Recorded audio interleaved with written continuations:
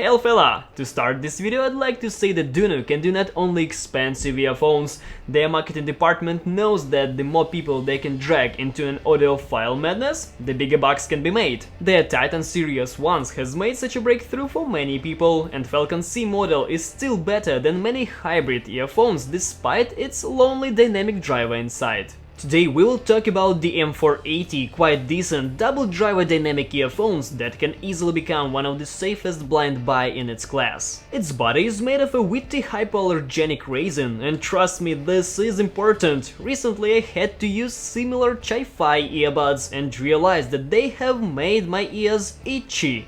With the M480 there was no such a case at all. Regarding the form, the nozzles are long metal with fixating flanges at the ends. Amen. In pair with its ear-friendly shape, this makes passive noise isolation just wonderful. I'd give it a B+ mark by the standards of non-custom headphones. I had a perfect chance to test it in my friend's car that is quite noisy, but when I was sitting inside with these IEMs, it seems to me that I was in a premium class car with perfect insulation. The cable is detachable, it is simple but made in an elegant way and is very comfortable. This plays out well with the total compactness and ergonomics of the earphones themselves. It frankly creates sort of a synergy. The insides are OFC wired with a silver plating. Also, I recalled how I was missing a solid braid after so many weaved cables we see nowadays. In fact, I think this is a very good decision, alas the connectors here are not MMCX, but are made in a 2-pin 0.78mm format.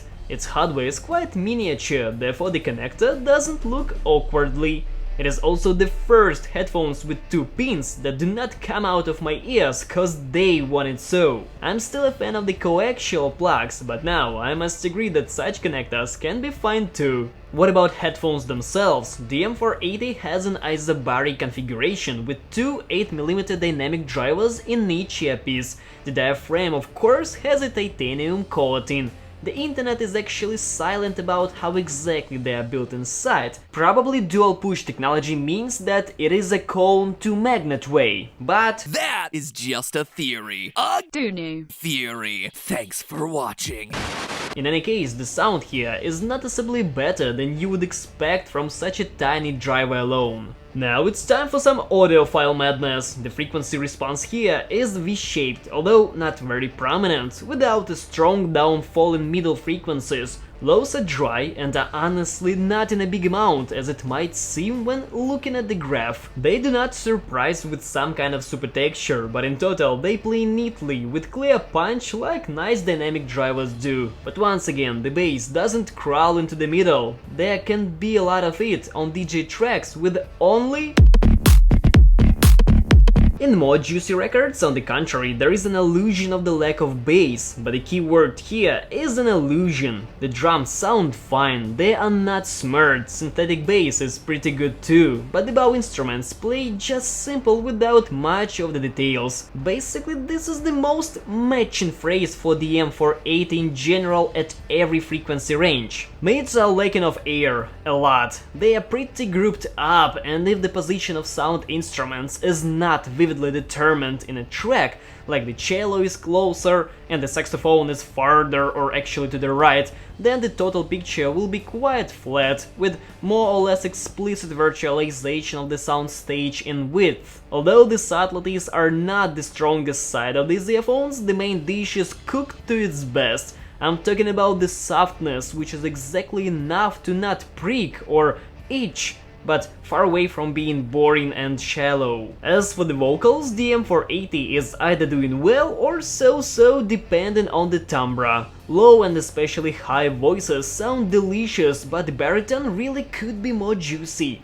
A similar logic can be seen with musical instruments. High frequencies are not biting, no disturbing accents on sibilants too, and on the one hand it is good, but on the other, the same dive at 10 kHz is highly noticeable. The overall sound flow turned out to be somewhat dull because of this, and the instruments that basically depend on highs suffer significantly. The cymbals are lacking sonority that greatly affects the jazz and rock music. Regarding overtones, just forgive and forget. These are all my complaints about highs. In total, the earphones can absolutely and completely handle the basic sounds. In my humble opinion, they are not sharp at all and won't annoy most of the people. Well, now the most important thing is to grab all in one pile and try to draw its target audience. Audiophiles will have many complaints about the M480, some of which you already heard from me, but at the same time these headphones have the thing that